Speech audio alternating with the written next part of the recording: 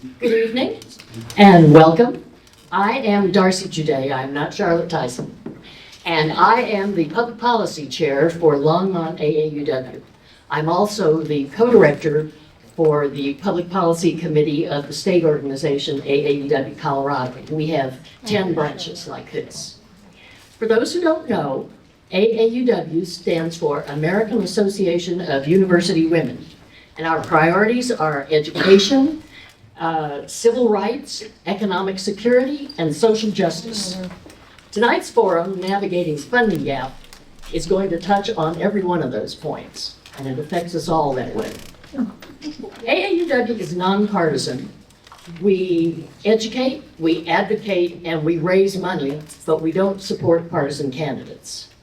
And this is the perfect topic for that, because Colorado's budget gap affects every single one of us, no matter what our leaning is. I've got just a couple of points of information to give you.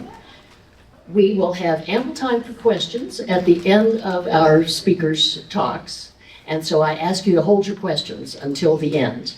And then you'll be able to ask all you want, and our moderator will tell you more about how we're going to run that. Also, and I don't think any of you missed the tables at the back, we have refreshments, we have information on AAUW membership, and we have a lot of election information back there. Some blue books, a calendar of when the next candidate forums and ballot forums are. There's one tomorrow night in this very room at the very same time. So now I'd like to introduce our moderator, Charlotte Tyson. Charlotte is a many-term past president of Longmont AAUW, and today she was on the front page of the Times Call, being celebrated for her helping to bring more books to Longmont.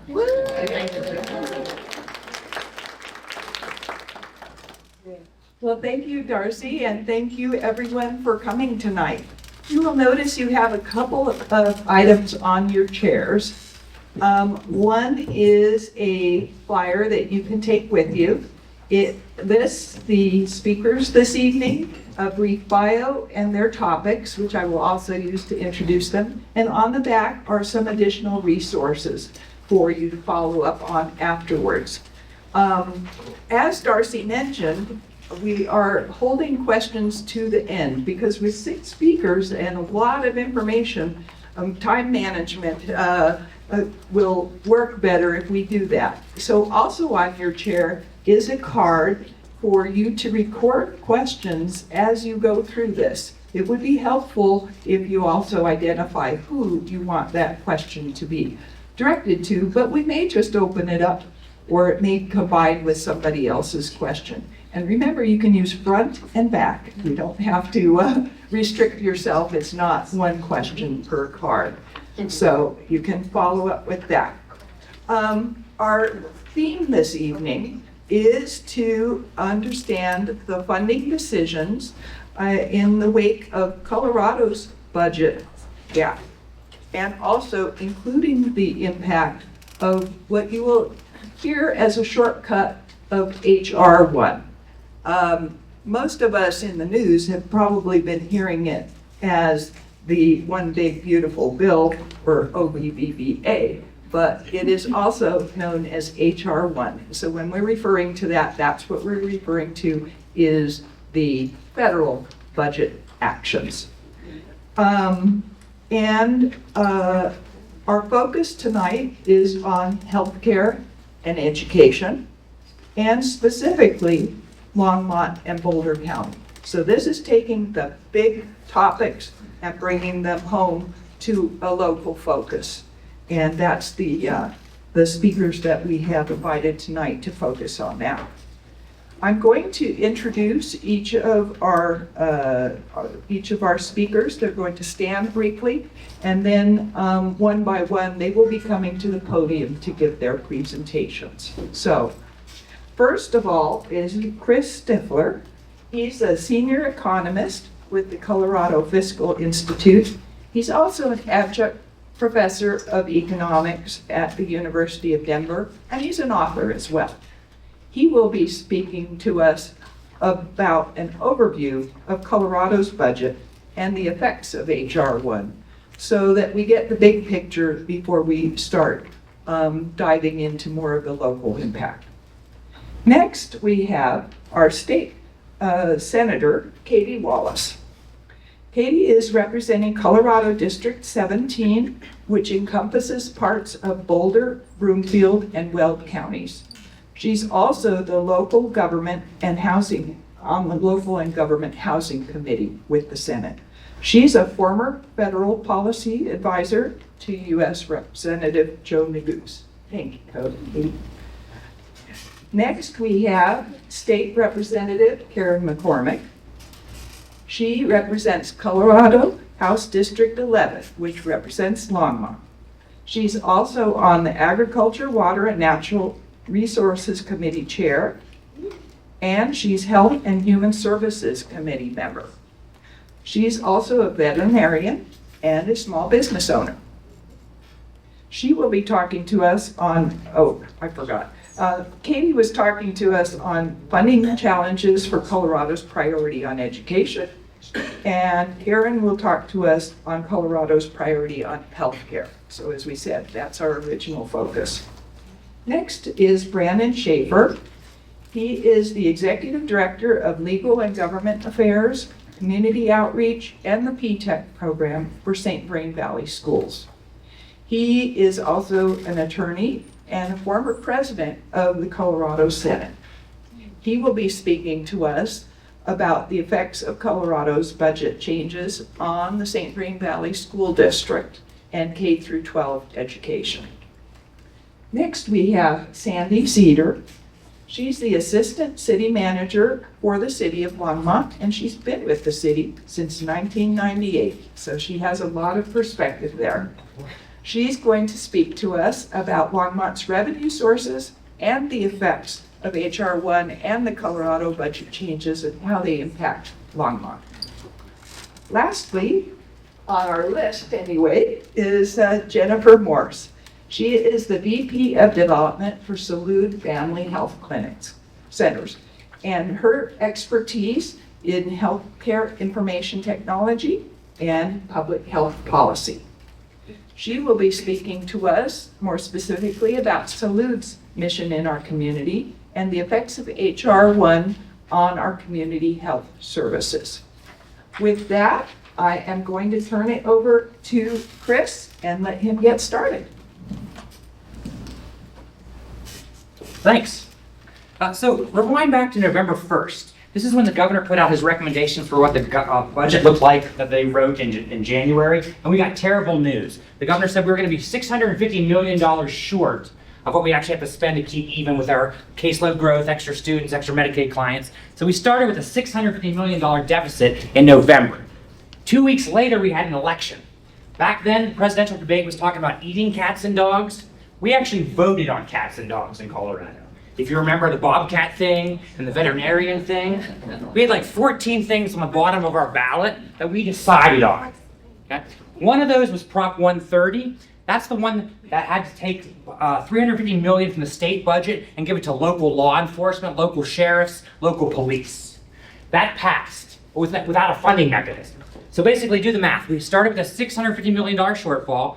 Voters said, fine, $350 million for local law enforcement, and the legislature started January with $1 billion to make up.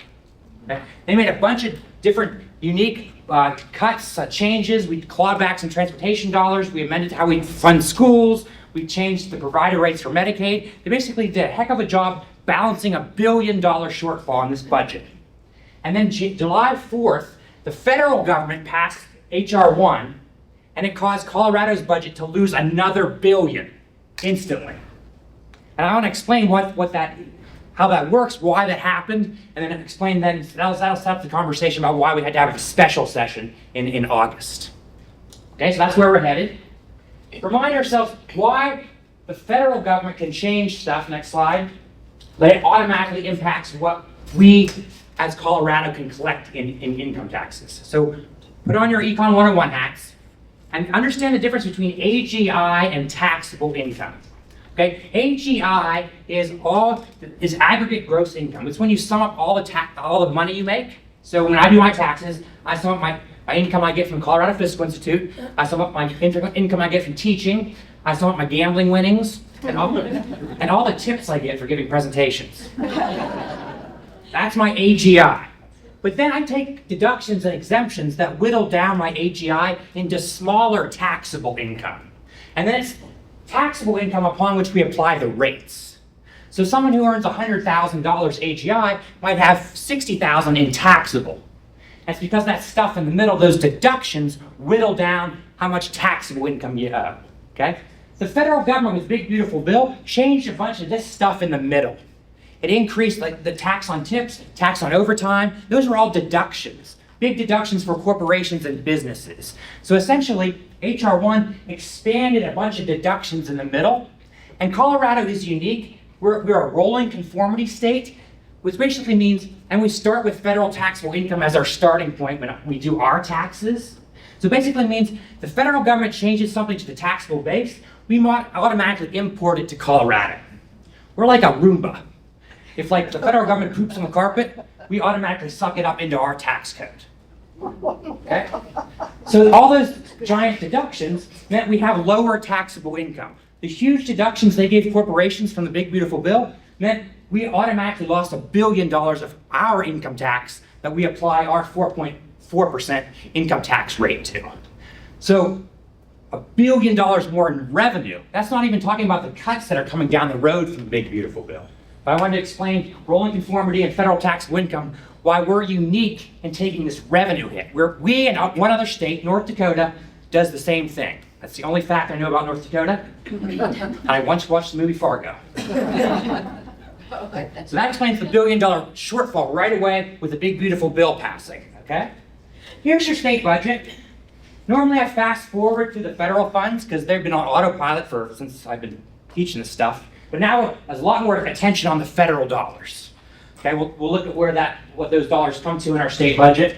If you hear cash funds in the state budget, immediately think fees. There's a bunch of fees we pay in the state. A good example would be car registration fees. There's a direct connection between where a fee is generated and what's used to pay for it. Car registration fees pay for roads and bridges.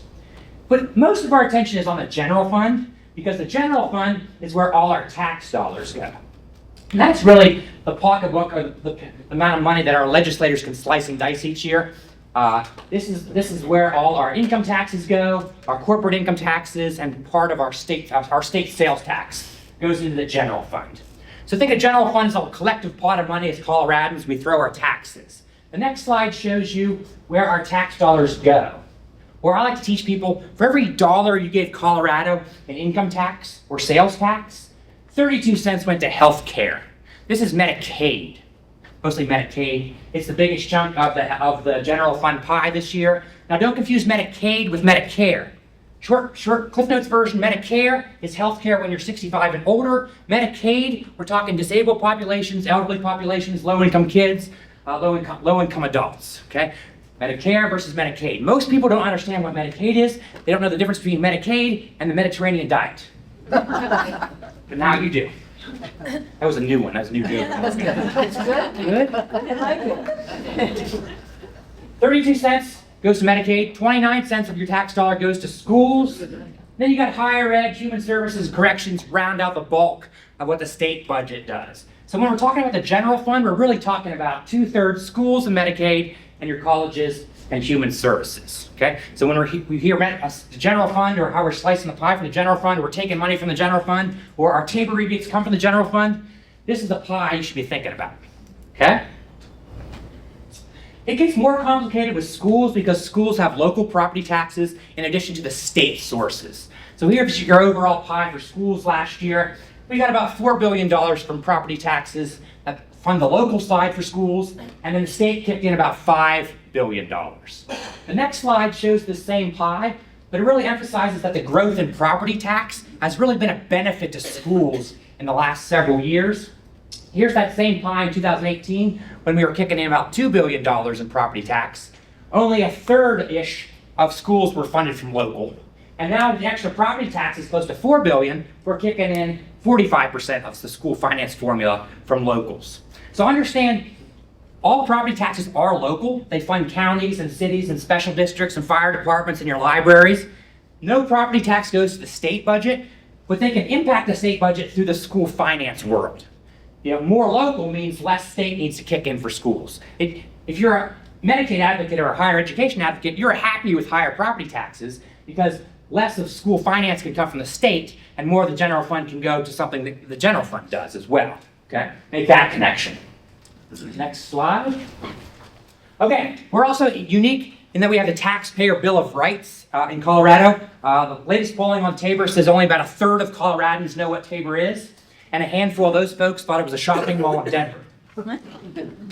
If people know anything about Tabor, they know you can't raise taxes without a vote of the people. Okay? No rate can go up, no assessment rate can go up, no rate can go up without a vote. Okay? But that's just one major provision of Tabor. Tabor also limits what types of taxes we're allowed to have. So it actually prohibits certain types of taxes, like a graduated income tax that taxes higher income earners at higher rates. Tabor says you can't have it. A real estate transfer tax, can't have it. A local income tax, like New York has a local income tax. Aspen cannot have a local income tax. All income tax has to be statewide. So there are a bunch of prohibitions in Tabor on what you're allowed to how you're allowed to tax. Tabor sets election provisions, when and how we vote on taxes, what we can vote on in even versus odd years. And then Tabor caps how big government can grow each year. So Tabor says there's this cap. The cap goes by inflation plus population growth. So if prices go up 3% and population goes up 1%, that cap will grow by 4%. And here's the chart I'm trying to show with my arm here. Where that reference C cap, that whatever color that slot color is, the reference C cap, that grows by inflation plus population growth. And then the bars represent fees and taxes subject to the Tabor cap. Okay? When the state collects more taxes and fees than that cap allows, the part of the bar labeled as Tabor surplus gets returned to us in the form of Tabor rebates. We were really high above our Tabor cap in 2022 and 2023. We gave back $3.7 billion and $3.7 billion in back-to-back years, 2022 and 2023.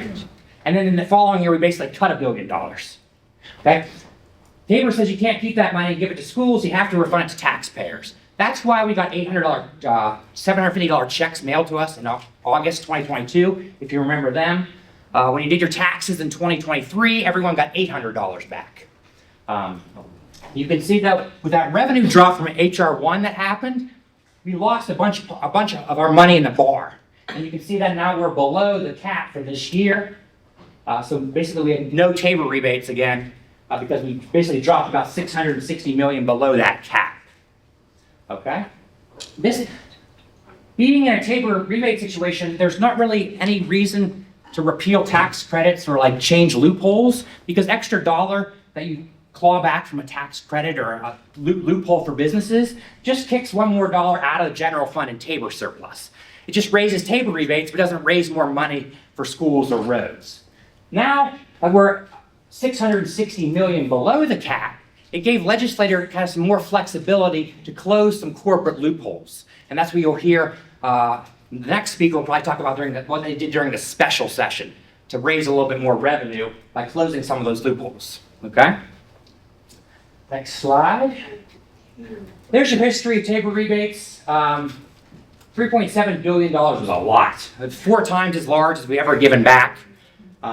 For 15 years, we've been cutting our schools, and now we have a rocking economy, and we had to give back $3.7 billion. We couldn't keep it and give it to schools because Tabor says you have to return it to taxpayers. So hugely large Tabor surplus. Next slide. Okay, that sets up basically what happened with the Big Beautiful Bill. The Cliff Notes version of the Big Beautiful Bill is basically an extension of the tax cuts that they passed in 2017 with a bunch of other deductions. Tax on tips, tax on overtime, tax on auto loans, a bunch of corporate deductions. They're allowed to deduct their depreciation and really move it back into year 1. There's a bunch of these tax breaks that the federal government did, and because they were designed as deductions, they changed the base. We automatically imported those into our tax year 25 and took a big revenue hit this year. On the spending side of things, basically the Big Beautiful Bill pays for all these tax cuts with cuts to Medicaid and cuts to food stamps, known as SNAP. Okay? That's kind of the Cliff Notes version of what's going on with the Big Beautiful Bill. It's hugely beneficial to upper income earners Here's our distributional analysis of who's getting tax breaks. Someone making minimum wage will get about $70 in lower federal taxes because of HR 1. Someone in the top 1% will get about $70,000. So about 1,000 times more than the bottom.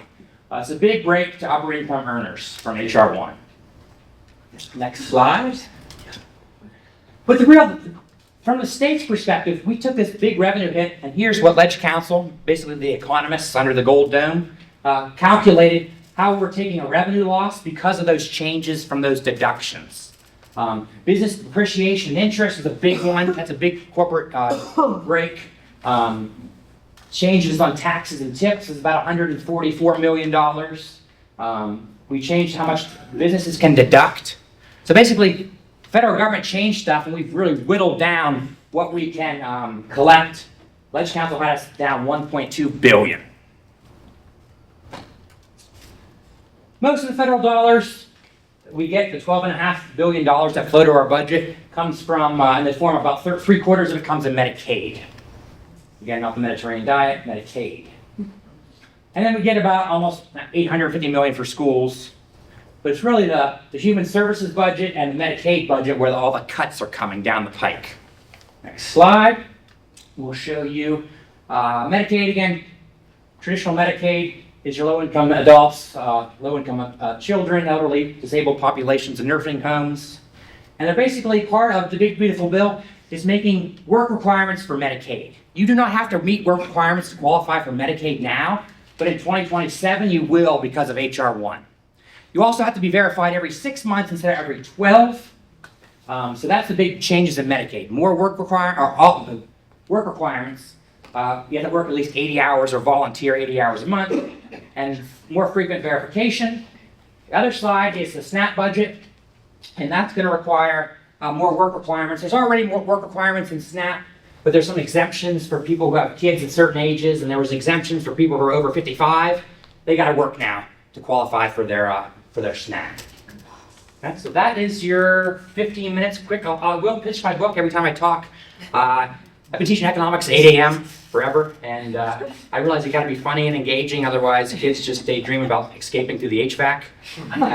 And so I will plug my book. I have a goofy guide to learning economics. If you want to check that out, I'll hang around. And then I have a book about the Colorado Trail. So I'd love to chat with you if you're interested.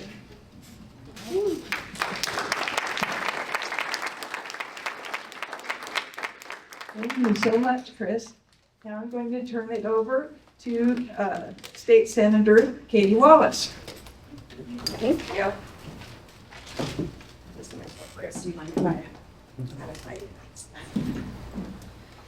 Good evening, everyone. Thank you so much for being here and for your engagement in this. As Chris acknowledged, it can be a dry topic, but I think it's really pertinent to talk about what we talked about at the top, which is that this is an issue that affects every single one of us, right?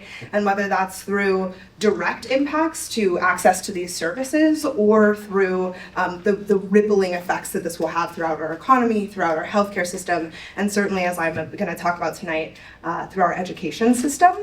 I did want to say from the start, so we are in my alma mater, we're in Front Range, where I proudly went to school, and then I transferred to CU Boulder, and when I transferred, I got a scholarship from the AAUW of Colorado.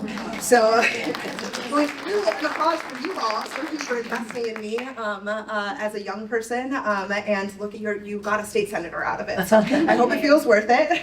I'm going to pick up kind of where Chris left off. So. As he mentioned, July 4th, the state of Colorado had another $1 billion hole busted through our budget. So the governor called a special legislative session. Usually the state legislature only meets from January through May. We have 120 days to complete all of our legislative business. When extenuating circumstances call for it, the governor may call us back into session. And that certainly was the case this year when we faced a $1 billion budget after originally cutting $1 billion from the budget. In 2025. So I am going to talk about what we did in order to make up for this shortfall, and then I'll talk a little bit about the effects on education, as well as a couple of propositions on this November's ballot that we also addressed during special sessions. So I don't have any slides. I apologize for folks who are visual learners. I realize that's not the greatest, but I'm happy to stick around and answer questions. We had 4 tax loopholes that we closed in order to help pay for some of the budget deficit that we were facing. So Chris mentioned in years where there's budget surpluses and things, it's not really worth closing tax loopholes because those funds will come back to the citizens and not end up going to our schools, our roads, places like that. That was not the case now that we face this budget shortfall again. And so we took a look at our tax code and where we could close some loopholes. So the first one is pass-through businesses. There was a tax break for them. I am not going to be the biggest expert in the world on this. I wonder if you might be. But basically folks like S-corps, sole proprietorships, and a few other specialty corporations had pass-through income tax breaks. So we closed those for folks making single filers making over $500,000 and joint filers making over $1 million will now no longer get that tax break. That generated about $4.5 million. We had, from I believe back in the 30s or 40s, a incentive for insurance companies to locate in Colorado that was kind of limited and wasn't drawing the location and the employment into Colorado that we were hoping it would. It wasn't generating back what it was giving, even though we were giving a tax incentives for those businesses to exist here. So we closed that, which generated about $44 million. We expanded the list of countries that qualify as tax havens, and therefore income being channeled through those now need to be taxed through the state of Colorado. So we expanded that by about 4 or 5 countries. That'll bring in a predicted $36 million. And then finally, we had a provision, I think, from the early 19-teens that allowed for folks small businesses that were calculating sales tax for us and going through the rolls. This is throwback to like when taxes were done on paper with an advocate, right? It took a lot of person power in order to calculate what sales tax was and remit that back to the state. So we had incentivized businesses and corporations to be able to do that. We cannot afford to do that anymore. And also the argument is that it does not take as much as it once did to calculate those things. And so by closing that, we will bring in an extra $28 million. Overall, closing those 4 loopholes brings in about $150 million to the state.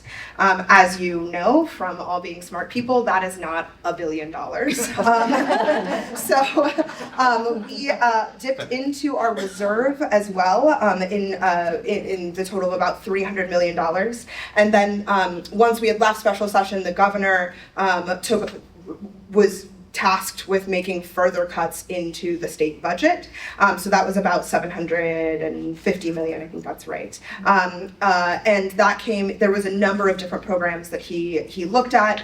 Provider fees for Medicaid reimbursement was certainly one of them, and so Jen might talk about that a little bit more. But basically we are having to make the governor is having to make further cuts, and we will be facing likely a budget shortfall this coming year when we come back in January of 2026. So the conversations are going to be difficult as we continue forward. The way the Joint Budget Committee, I've heard them talk about it, is that we have shaken all of the change from all of the couch cushions, right? We found every extra dollar that we could, and now we are coming to the place where we're really having to make difficult decisions about where we're investing in what and what we can actually afford to do. And that is coupled, unfortunately, with a federal government that is rolling back an enormous amount of benefits. So we've talked already about what Colorado spends its funds on, so I will skip that and just say that there are nearly a third of our budget goes to education, about a third of it goes to another third of it goes to healthcare, and then a third is everything else. And so as Medicaid is getting rolled back, we are going to have to take from other programs or patch in where we can.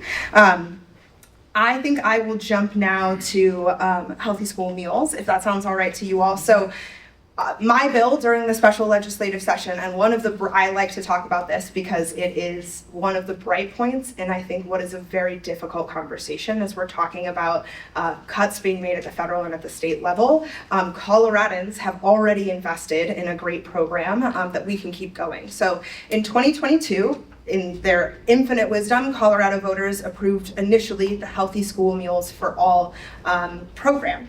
That program taxes folks, I believe it was 500,000 at the time, and we're changing that a little bit. For folks making about 500,000 or more each year, we were closing a tax loophole for them and using that to pay for universal school meals for every single one of our children in Colorado schools. That also funds local food purchasing program, so helps our agricultural producers right here in the state of Colorado, and it helps support school nutrition staff who are helping figure out what you do to have kids eat 50 pounds of cantaloupe once it gets delivered to your school, right? So that program has been tremendously successful. It serves over 600,000 meals every single day, regardless of a student's income. One of the questions I was asked to address tonight was why this program is better than the free and reduced lunch that we had before. And I want to make a couple of points on that. First of all, we cut down on paperwork for our schools by not having to ask them to ask our students how much their parents make, right? We're cutting down on that work. And we also ensure that there is not stigma attached to these school lunches, right? Everybody gets the same healthy lunch, frequently sourced from local programs, and has access to healthy food. We have seen great benefits from that so far, right? Students do better in school, they have better test outcomes, and they graduate at higher rates. And there are incredible economic impacts to this, right? We saw one study where $300,000 was put into, $200,000 was put into local food purchasing, and $300,000 in economic revenue was generated. So overall, it is a very useful program. I know I'm coming to the end of my time, so I will just say, in special session, we have referred ballot measures to the ballot for this coming November. So in just a week or so, you're gonna get your ballots and these will be on there. Proposition LL ensures that when we had hit the Tabor cap that Chris thankfully explained to all of you, right? We had hit the amount that we had told voters we were gonna take in order to fund healthy school meals. Since we have gone over that amount, we have to come back to the voters and ask you if we can retain those funds, help keep the program universal. Proposition MM, the two of these are needed together in order to keep the program universal and fully funded. MM expands the loophole, so it goes down from, I think, that about 500,000 number that I mentioned to $300,000. If you are making less than $300,000, your taxes will not go up, but every student in your state will be fed. So with that, I'll turn it over to Charlotte. I think that's under my time. Yeah.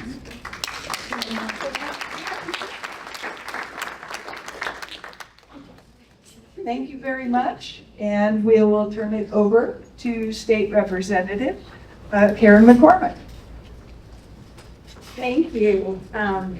This is fun. I love hearing from the Colorado Fiscal Institute, and I always thought economics was a really dry, boring topic, but Chris and everyone else that works there makes it learnable in a very short period of time. And I have really appreciated every single time that I'm in a group where we get a presentation there.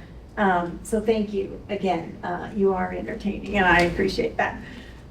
I wanted to add a couple things. So thank my state senator. It's really great to be in partnership with her here. You're in our district right now. And we just appreciate that all of you have taken the time to come out on a Wednesday evening to listen to what we have been working on at the General Assembly.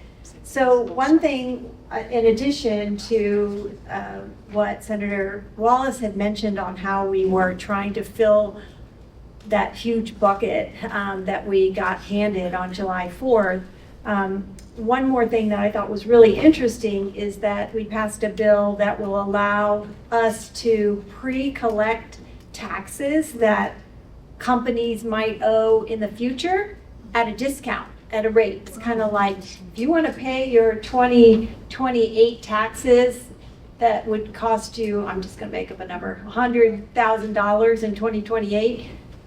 We'll collect those now for a 25% discount, and it only costs you $75,000. And that's an innovative way for the state to actually, we need funding now. And so it's good for those businesses, and it's also good for our budget. So we'll see, and I think we only have so much of that discounted tax, prepaid tax to offer. So one more thing, again, we were looking under every couch cushion, and that was just another one. I'm here to talk about how we were focused on the healthcare issue. And we all know that our healthcare system is not that great to begin with. Well, it's going to get a whole lot worse. Unfortunately, the bad news is that, and it is a lot to do with not only access and affordability, but the fact that the safety net that we had been building now has holes in it. And so we did our best during the special session to look at how we can help at least some Coloradans that are really at danger of falling off and not being able to have their health care at all anymore. And you recall many of the folks that are on the exchange, the Affordable Care Act, some people call it Obamacare, there was an ability to get a subsidy. So if your health care premium might be $500 a month, you might be eligible for a $350 subsidy depending on your income, which would make your premium so much less. So much of that is gone because the extended premium tax credits have not been addressed by Congress. And that's what is under the discussion right now during the shutdown.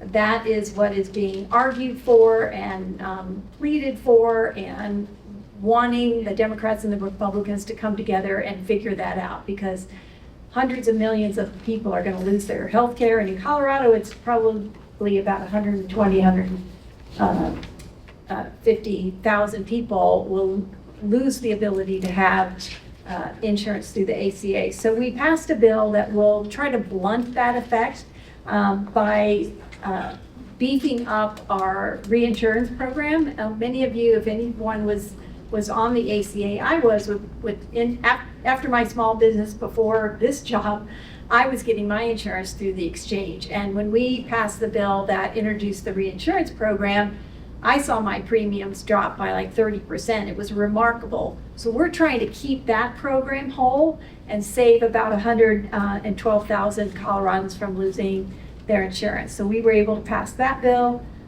Also, we immediately after HR 1 was passed, there are many Coloradans that get their regular health care through Planned Parenthood. It is a Medicaid recipient, but they were specifically targeted, that business model in HR 1 for no more funding. And that means regular exams, that means breast cancer screening, STI screenings. Lots of folks get regular care through Planned Parenthood. So we knew, especially in Colorado, we knew it was important for us to support Planned Parenthood immediately too. So we passed a bill that will authorize state-funded reimbursement to these centers. And you probably read in the news in July when that happened, so many folks had their appointments canceled, and it was really chaotic there for a few weeks. And so, again, another urgency for the special session. One of the biggest urgencies was what Senator Wallace spoke about, how we needed to change the language and get additional language on the ballot for November. And so we had to meet in August in order to get that ballot language done. So many folks were asking me, why are you going back now? Like, where's the urgency? That was a big part of it, as well as helping our healthcare services. One other thing that I think I was asked by AAUW is to talk about just in general our healthcare access and This goes back not to specifically to the special session or our budget, but globally it does. Also this year, in our 2025 session, we finally passed a bill that will instruct the Colorado School of Public Health to finally do an in-depth analysis on what a single-payer healthcare system would look like in Colorado. And again, this is so people understand that this is not a whole new healthcare delivery system.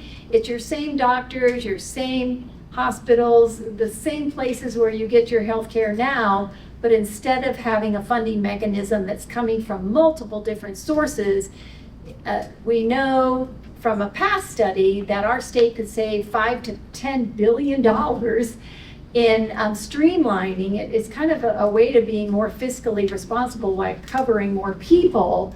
And we have now tasked the School of Public Health to really dig deep into answering a lot of questions around this concept. And I look forward to that study coming out. It has a year and a half, well, December of 2026, but before it comes out. We need to know, and many of you continue to ask, is this a possibility? Many states across the nation are looking into this, and I'm very proud to have worked hard 3 years to finally get this through. Because for me, as a former business owner and having to choose the healthcare for my employees every year, I found that very frustrating that they weren't in charge of choosing their healthcare. I was, and I think it's important to get the business owner or the business runner out from between the consumer and their healthcare and how they pay for it. And so I look forward to this study coming out. We might find out that Colorado with 6 million people is not a big enough state. But again, there are other states that are looking at this, and we might be able to consolidate into a regional program. One other thing I learned that I wanted to point out that goes back to what Chris was saying, we, across the nation, the state of Colorado is, you saw that pie chart with our Medicaid costs, we're ranked close to the bottom in our per child spending in Medicaid. We're, I think, 6th from the bottom. And so it's important to understand that how much that takes up in the pie chart doesn't necessarily mean that we're spending too much. It means we have a revenue problem, not a spending problem. We're spending less than almost every other state in the nation. And so we have to work on the revenue side of our issues. And I saw the flag twice, and so I think, oh, is that what that means? I'm like, yeah. I just think that people need to understand, and the other thing that Chris ran out of time, you know, inflation plus population growth, it's overall inflation. If you look at different sectors of inflation, healthcare inflation, I think, is going up by 150%. Education inflation might be 245%. So these different buckets of inflation are going up way higher than the CPI. And so when you take all that into account, it really visualizes the fact that this kind of arbitrary formula we're under is really hurting every single Coloradan, especially our kids. So you see the red mark now, so thank you.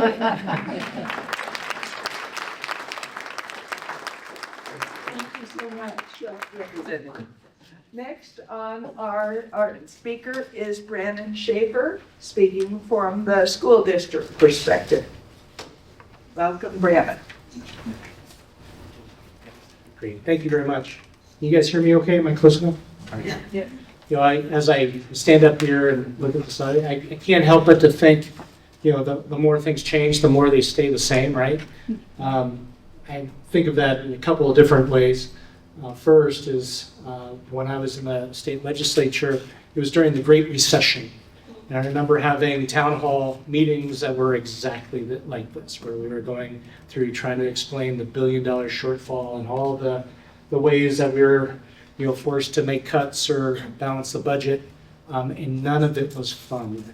I reflect on those times as probably the most stressful times of my entire life. I'll be real honest, my entire life, because the conversations that we had in the trenches with our colleagues down at the state house just wasn't fun because there were no really good options, to be honest.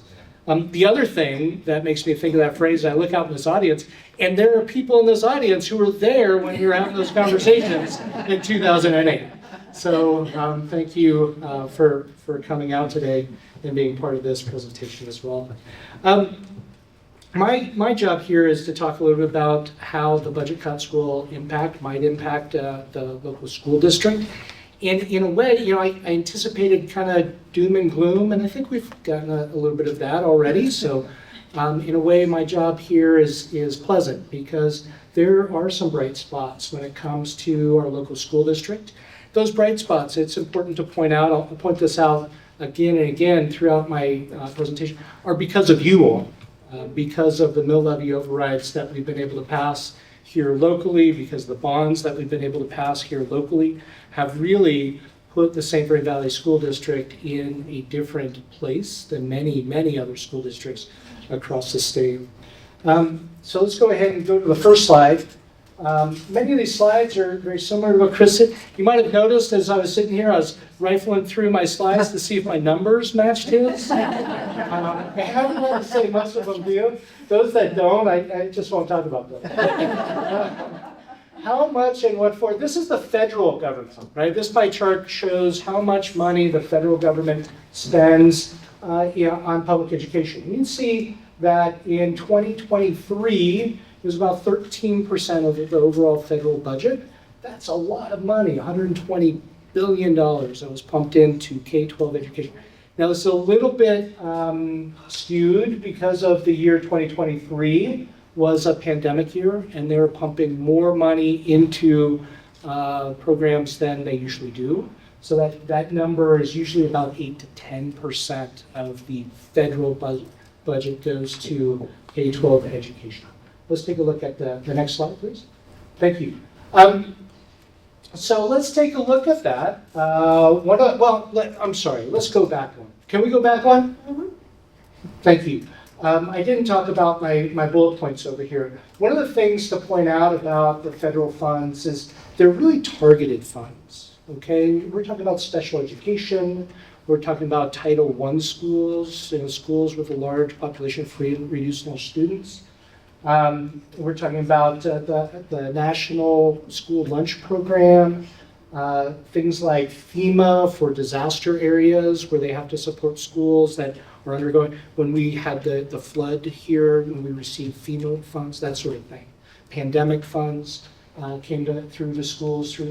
But these aren't funds that pay salaries, right? These aren't funds that supports buildings and operational costs for school districts. I mean, these are important investments for sure, and we can continue to operate without them, right? So let's go ahead and go to the next slide here. Okay, so let's take a look at how cuts to that federal budget might impact us, because it's not our operational funds that will be impacted, it'll be some of these other funding streams. The first thing to know is, we get a portion of the pie when we talk about the state budget, and that's what we're talking about on this slide, this is what the state budget looks like. And what we're trying to depict here is that the state budget is a finite amount, right? The state of Colorado cannot print money, right? The state of Colorado has to have a balanced budget every year, so they can't deficit spend. The state of Colorado can't really raise taxes, although legally there's a mechanism for that. Ever since the Tabor Amendment passed in 1992, the state has never raised its income tax. So it's functionally impossible, at least thus far. So there is a finite pie, and what you can see here is how the percentage of that pie from 2014-15 is reduced to 2024-25 and redistributed to other priorities that the state has. Okay, so as as we've grown, as we've made investments, or as the caseload, for example, for Medicaid has increased, that money has had to come from somewhere. And slowly, there's been an overall reduction in the percentage of the pie that goes to K-12 education. Okay. Next slide, please. So this is the St. Vrain Valley School District budget. So we've kind of gone from the big picture to the middle level picture, and now we're here, right? We're ground level. This is what we do. And really the takeaway on this slide is the multiple funding streams that come into the school district. So we don't rely on just a single funding stream. It's not just the state funding. So when the federal funds to the state reduce, the previous slide, the state will have to make adjustments to what it can do for K-12.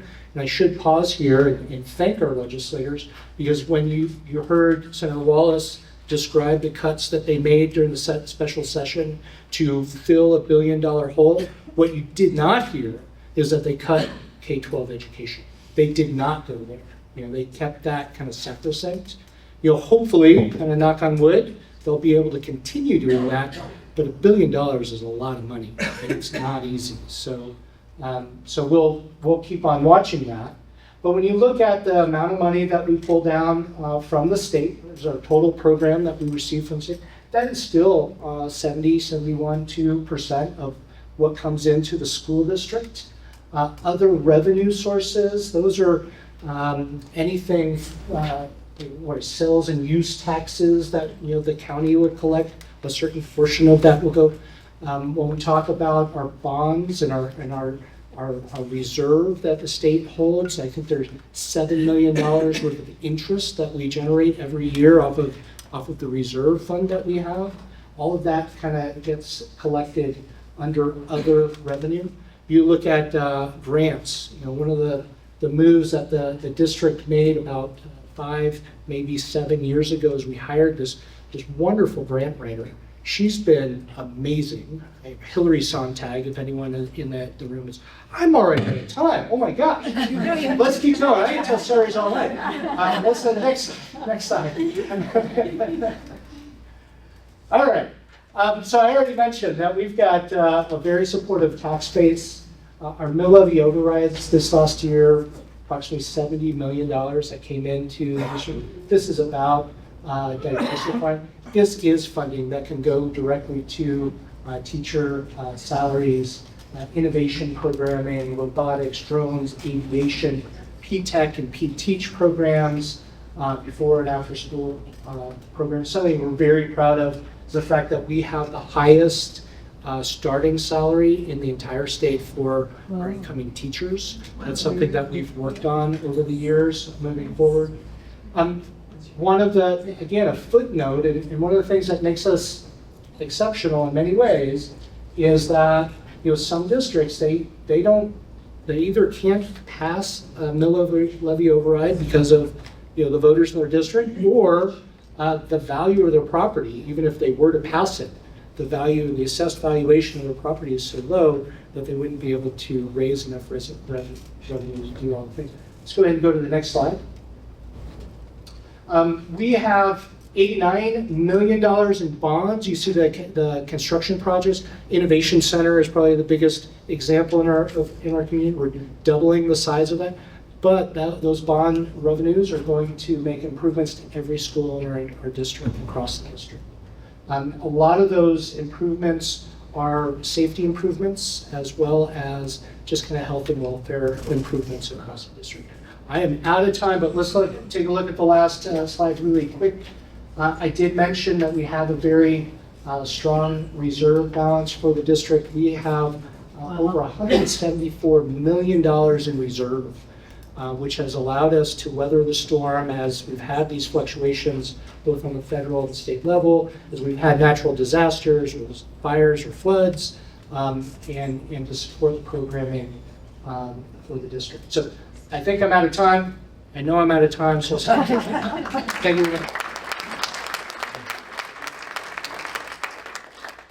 Thank you very much. And I'd now like to introduce Sandy Cedar from the city of Longmont. Sounds big.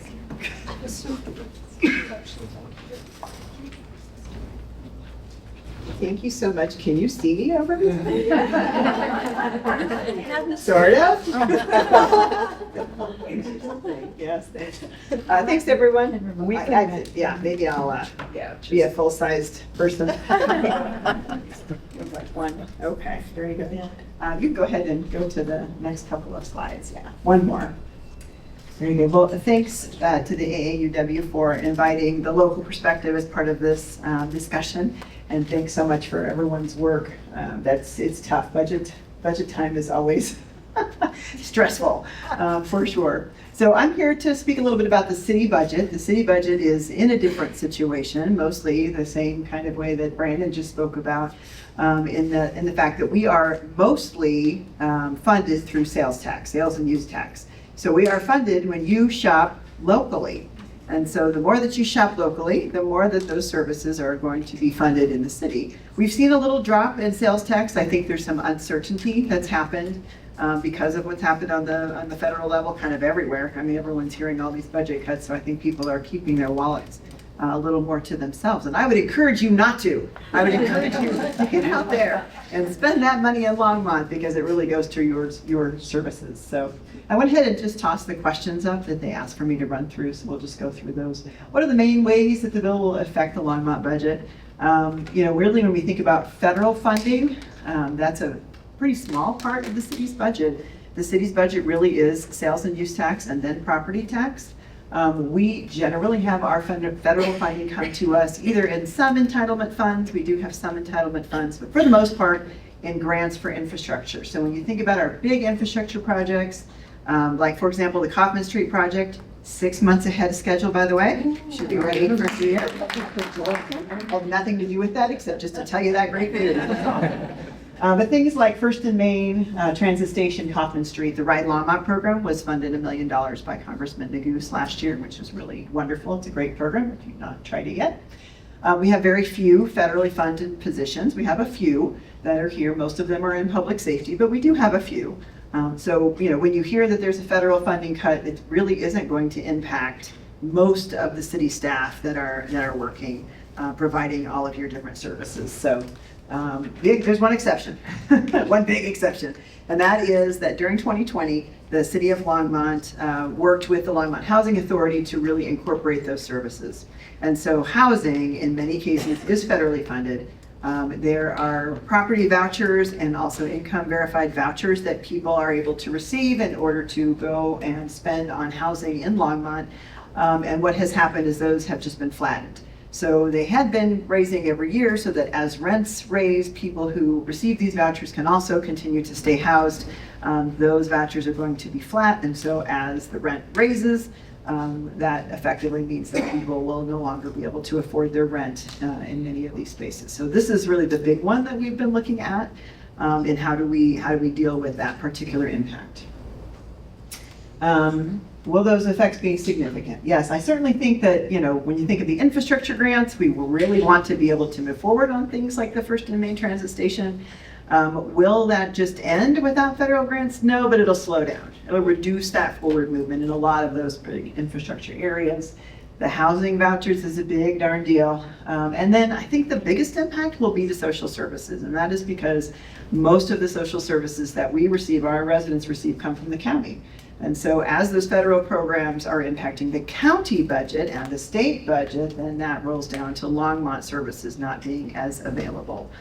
We still have lots of opportunity, but those funds, as they are reduced, those are people that folks have been helping on the county and the state side. Is there some indirect spillover? I think that's the biggest one, is that as state programs are cut, as county programs are cut, those are people who have been helped by those programs that now will need to find assistance in a different way. The housing vouchers being flat is important. The other thing is that we have a reliance then, so what happens? You have a reliance on nonprofit services, but I think we're also hearing that people are not as generous with their nonprofit donations right now either. The city of Longmont's very lucky in that we have a policy that does fund nonprofit agencies to do the work that the city council finds to be important.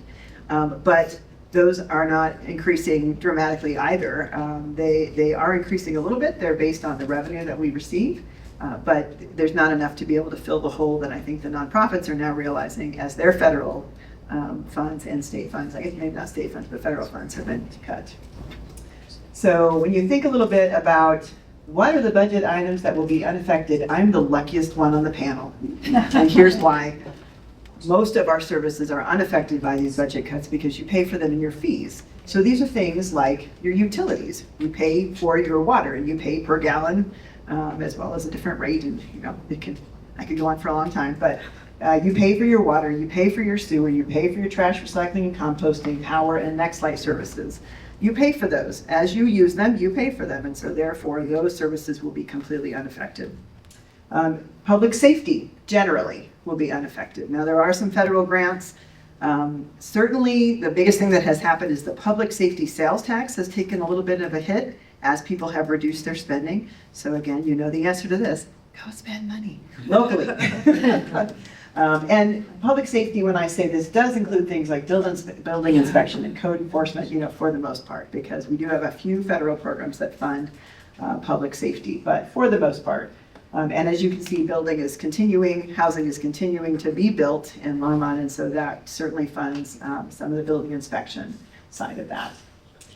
Quality of life services. So library, parks, recreation, museum, all the things that you love the most about Longmont, those are part of our general fund. They are affected only by the general fund and therefore the sales tax and property tax. Once in a while, we certainly get great grants that help with those different kinds of services, but for the most part, they're also funded by your sales tax. Senior and youth programming, I kind of separated them out because where there's a gap in social services from the state and from the county, that's really where our senior services and youth services are picking up. Certainly a lot of counseling and mental health services that they provide, and those wait lists have certainly gotten longer over the last, certainly year, I would say.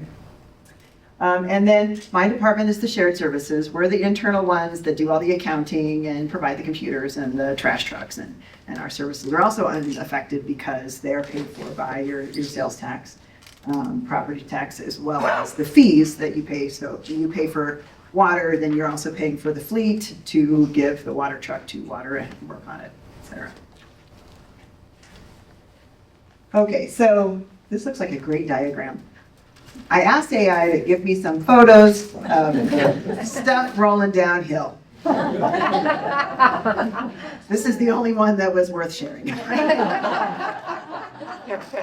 So my key message to you is that it does all roll downhill. As federal programs change, as state and local programs and county programs change, then that certainly does affect what's happening in our community. The changes in Medicaid, the changes in housing, those are going to be profound, and we're going to need to be able to come together as a community to be able to assist as those things happen. Most city services are funded locally through fees, sales, and property tax. Again, one more time, shop local. All right, I'm done. And then uncertainty around the future affects the community members and staff. So even though, things like your water and electricity are not affected by these things, just the looming conversations about huge budget gaps certainly do affect people and their psyche and how things are working for them.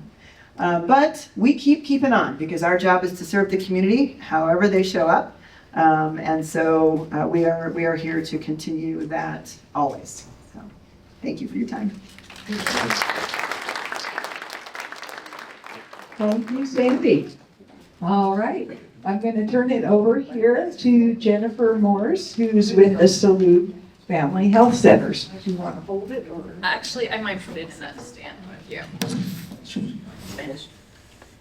Well, I get to wrap this up tonight. So thank you again, everyone, for coming out on Wednesday night, and thank you, AAUW, for having me.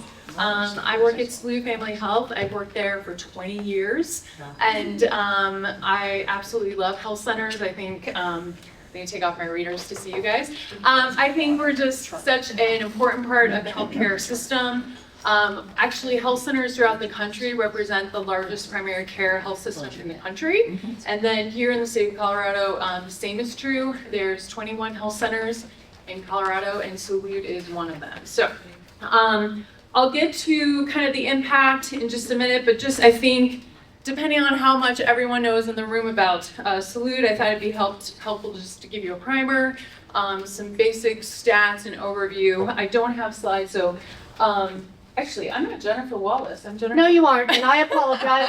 My error. I was like, whoa, what happened? I'm Jennifer Morse. I don't know where Jennifer Wallace is tonight, but I'm happy to be here. So Jennifer Wallace is out spending money in Longmont, I'm sure. Our mission is to provide a quality integrated healthcare home to the communities we serve. Salute has been around since 1970, before even I was born.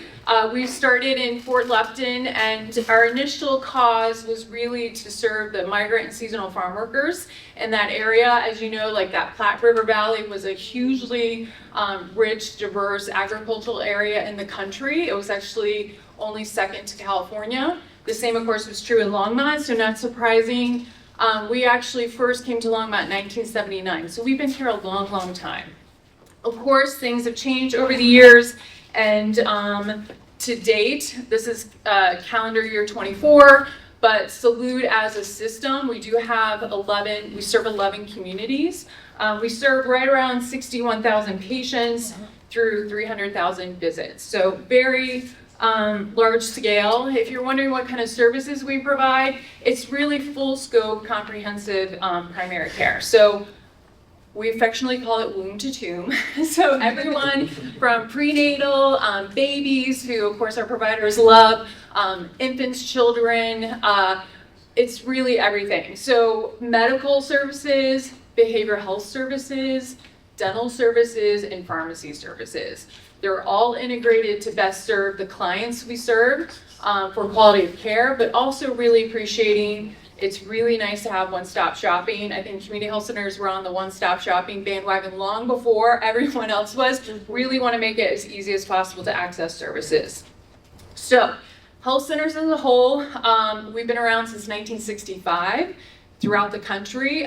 We were founded out of the war on poverty under President Johnson. We are all private 501c3 nonprofits. We all look very similar and look completely different at the same time. We all have board of directors that have a consumer patient board membership. So for Salute, 100% of our board of directors are patients and receive services at our centers.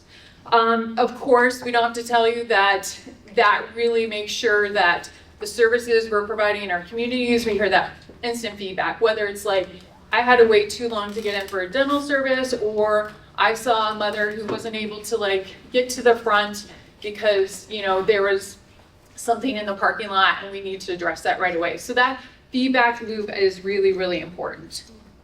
So just to kind of zoom into Longmont, so I mentioned we've been here since 1979 providing services. We've grown over the years. Our current clinic is at 3rd and Lashley, 220 East Rogers Road. That clinic opened in 2004. At the time, I was actually working at a health center in Boulder, and I remember coming to the open house, and I thought, this is what a health center should look like. It was huge and just had everything you could possibly want to have in a health center. Of course, that health center became very small very quickly, so we've had some expansion since then. It's still in the same property. We expanded in 2014, and thanks to Boulder County Worthy Cause Tax, that helped not only with the initial build, but also the expansion in 2014. In 2023, also thanks to the Worthy Cause Tax, we added a drive-through pharmacy. We know it's really challenging for people to get their little ones out of the car, and just anyone really, just to come into the clinic for their scripts. So really, that was a great addition. We also have lockers so people can access their meds after hours. Today, we see right at 12,700 patients through 64,000 visits. So, in terms of kind of who we're seeing, we look at our patients when they come in. So if you're a brand new patient, you're going to meet with an enrollment counselor. The role of that enrollment counselor is really to make sure if you're eligible for any insurance, we're going to help you get enrolled. So if you're eligible for Medicaid, Medicare, CHIP Plus, if you need to be on the exchange, we're going to connect you with Connect for Health and really just do everything to assist you in that effort. In terms of the patients that come in, many are coming from different groups. We'll kind of get into that breakout. But the majority, are, of course, are low income. When we talk about healthcare access, there's barriers for a multitude of reasons. Like if we're talking about out in our Sterling clinic, for example, geography is a big, big barrier. But here in Longmont, and sadly throughout most of our country, it really comes down to your financial needs and your opportunities to purchase insurance, and really like what you're eligible for. So with that, we talk about the federal poverty level. That's kind of our baseline. That probably doesn't mean anything to you. Like what are these numbers? So we know that 49% of our patients here in Longmont live at under 100% of the federal poverty level. So what that means, I kind of get choked up when I talk about this, but if you're an individual, you're living at $15,000 for your person for the year. So that's very low income. I get me every time. If you're a family of 4, you're living at $31,000. So that's 49% of our patients. So quite a big percent are very, very low income. It's alarming. It just really kind of gets you. So 35% of our patients are living at 100 to 200% poverty level. So that means for an individual, you have an income of $15,000 to $30,000, or for a family of 4, it's $31,000 to $62,000 a year. So again, very hard to make ends meet. If you have a family of 4 in the city of Longmont, it's a very expensive area to live in. Boulder County as a whole, anymore pretty much the state of Colorado. Over 200%, 16% of our patients live over 200%. So that's anyone over that $30,000 mark for an individual and $62,000 for a family of 4. So in terms of like the breakout, where are insurance coming from? 40% of our patients have Medicaid here. 1% have Medicare, so not very many Medicare. 15% are comprised of medical and dental CHIP plus. 16% are commercial insurance, so third-party payer. And then 28% are completely uninsured. So if you're uninsured, again, back to that enrollment counselor visit, sorry, you're going to come in. It's not a free clinic. It's based on your family size and income. So what all these cuts mean coming down the pipe is many things. So 18% of our operational budget, Salute as a whole, comes from a federal grant. That grant has not grown for 15 years. I kid you not, I'm not making this up. So it has not kept pace with like the cost of services, the cost of inflation. Our biggest challenges are definitely inflation. We have to pay our workers, we have to pay our providers to come work for us and retain them. It's very challenging. And then just one other point around many of these challenges, it's just like the ongoing fear from our patients, our employees, are they gonna have a job tomorrow? Every Medicaid percentage point that we lose is $500,000 in lost revenue for Salute as a system, not just Longmont.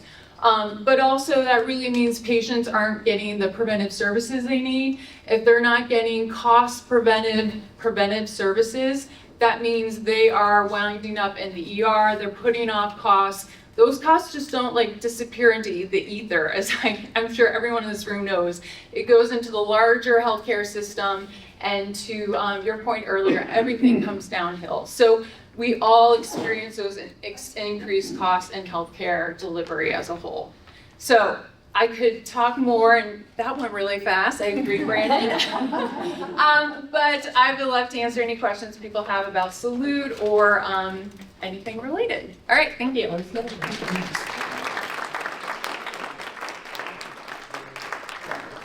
Well, we're going to try this. Can you hear me in the back? I'm trying a lapel mic here because we need to use this mic for our panel to answer questions.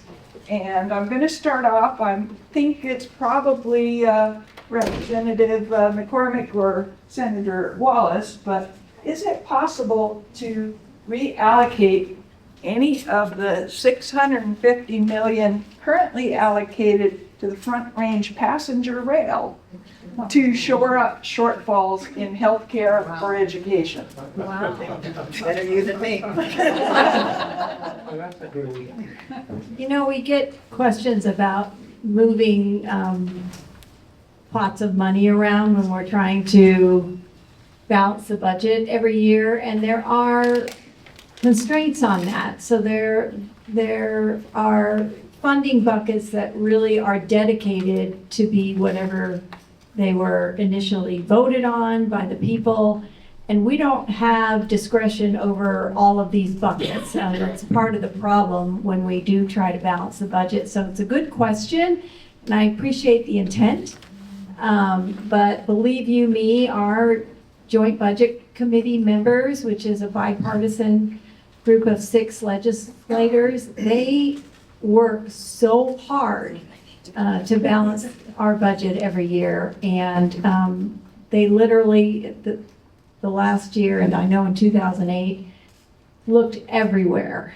And we're kind of concerned about how we can keep looking for funds this next year, depending on the economic forecast that we have coming our way. So I appreciate the question, but if we coulda, we woulda. This next question is for Senator Wallace, right next to you. Does the Healthy School Meals Program pay corporations like Aramark to provide meals? It's a good question, and one, if the school contracts through Aramark, it might, but that would break down to the district and school level in terms of where they're sourcing from. It would pass through to them, so there's the potential that it does, depending on where they source from. What we wouldn't do is take funds from the local purchasing food program and use it for Aramark, were they not to be purchasing at the local level. Okay, so you would follow their current practice, so the school districts. Yeah, the school district is provided those funds and able to register, yes. And they make those decisions. All right, we're going to switch it over. Why don't you hand the mic over to Chris here? And there was a question for clarifying a little bit more about Tabor in terms of what election provisions does Tabor affect? Yeah, there's a handful of election provisions. The one that's actually impacting the healthy school lunch is basically you have to tell people what you're voting on. So we're mailed the blue book. That basically explains the tax you're voting on. Tabor also says, though, if you're off in the number you give, that you have to refund the difference. That's why we're going back with the 1MM or L, I forget which one. Basically, that's a result of Tabor provisions. Basically, we said it was going to be $100 million in that deductions for upper income earners. It generated 110 or so difference. So we literally have to refund that difference unless we go back to voters to ask to keep the money that they already collected. We've done this twice in the last several years. We did it with a nicotine tax, the tobacco tax that was higher, and then we asked permission to keep it. We've done it with marijuana as well. We collected more pot revenue than we thought, and we asked voters again if we're allowed to keep it. So, 20 times. yeah. Sports betting too, with water. Sports betting, yes. Okay, thank you. If you would pass the mic down to Sandy, we're going to give her a question. This is again a little more on the controversial side since you had the easy part up there. Given Longmont voters' continued unwillingness to pass measures that support our library and rec facilities, we are concerned about continued deferred maintenance with budget constraints. How would you address that? Charlie, great question. I think there's a couple components here. So, obviously those ballot measures did not pass for a new library or a new rec center. But those are new amenities, and so we took it that way, that what voters were saying was that they did not want to pay extra for those amenities. But the existing buildings are so crucial and critical to community life in Longmont, that those will not be ignored as far as maintenance and upkeep and those kinds of things. And so, in fact, the library just continues to get more and more creative. They've actually started putting together some mobile libraries that can be moved around the community as well.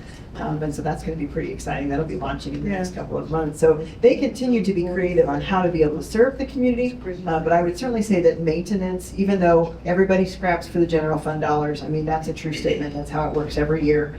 But it's been really important for us to make sure, particularly building maintenance, we put, voters a few years ago approved a bond to be able to reconstruct some of the buildings that were literally falling in on themselves, which included the library, the civic center, and everything you see as safety and justice right now, that the clock tower has gone away. But all of that infrastructure work that's happening with safety and justice, that's because of the bond that voters passed in order to continue building maintenance. So it's still critical for us to ensure that the services that we have today are top notch and are well maintained. It is always a scrap, that's for sure, but we really took it as, since the voters didn't pass for new facilities, that was our direction. Okay, thank you very much. If you would pass the mic to Jen. Yep. Jen, I don't think you touched on this, but you talked about some of the characteristics of the clientele that you support. What percentage of your clients are adults versus children? And do you think Medicaid cuts will have an impact on that ratio? Yeah, so we have about 40% children that are young adults, anyone 25 and under, and then the rest are, older adults. I think for the Medicaid cuts, what is so concerning for us, it's really like a unpaid mandate. So if there are these requirements to fulfill, that is an additional administrative burden and level for not just Salute, but really any community health center to really, we have very limited staff to begin with that work in an administrative function. I mentioned enrollment specialist. So it really will be like it's very confusing to patients to have this extra additional requirement. I think you'll see, families who struggle to meet it. And I think it will just kind of continue to confuse folks about what is eligible we're already getting lots and lots of questions about do I still have my Medicaid coverage? What does this mean? And of course, I think people will just not, access care, so. Okay, thank you. The next question is back to Representative McCormick. So, during your presentation, you talked a bit about a reinsurance program and how that lowered the cost of insurance for participants in Colorado. Can you expand on that a bit? What is the reinsurance program? I can try. So this happened again before I was in the legislature, but if you think about how insurance works and the fact that you have pools of people paying into insurance and then insurance has to pay claims. So often in healthcare, some of the most expensive claims are those that are not for most of us. And so it was a way to have a state bucket of money to help backfill or give a safety net to the insurance companies so that they would be able to continue to insure people, but not have this huge burden of really, really expensive health care. We might have to turn to our economist over here to explain this better, but it was a way for us to insure the insurers. And in doing so, they were able to lower premiums for the bulk of people because they knew they weren't having to spread that ultra high cost of a few people across all of us. And so most of us were able to see that really significant and very helpful drop in our premiums. But the state of Colorado may not be able to continue that reinsurance program because of our revenue issue. Did I get that okay, Chris? Did you want to add anything Yeah. to that, Chris? But just to add, the wonky microeconomic term is called adverse selection, and it's chapter 8. There you go. Thank you. Okay, good. A question for Brandon. One of the things that you covered in your presentation was that the support of the community has allowed the school district to provide the highest starting salaries for teachers. How has that impacted the retention rate for teachers? And kind of associated with that too, how are the classroom sizes for elementary? Are those all tied together? Well, so let's talk about retention. So we've done a very good job. I don't have numbers at my disposal.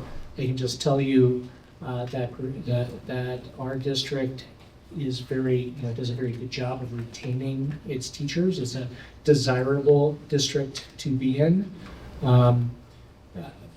Just anecdotally, my wife teaches at Longmont Estates Elementary School here in town. They had a position open recently, and they did interviews for just a receptionist in the front office. 50 applicants applied just to get into the district. We have seen that in terms of our recruiting efforts as well.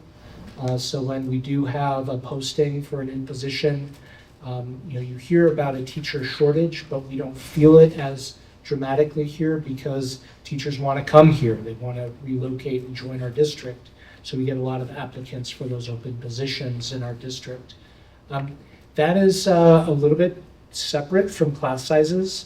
We do have a target number of students, especially in the elementary schools.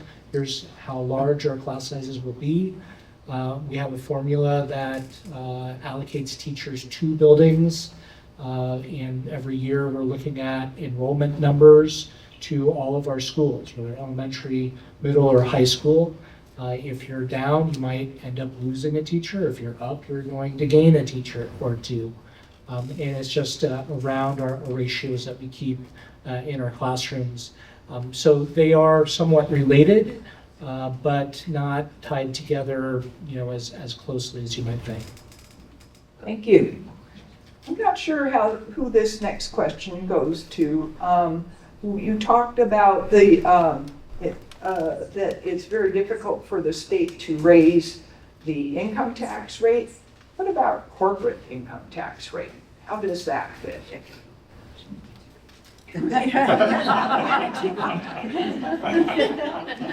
Yeah, the corporate income tax rate is the same as the individual income tax. So everyone pays 4.4.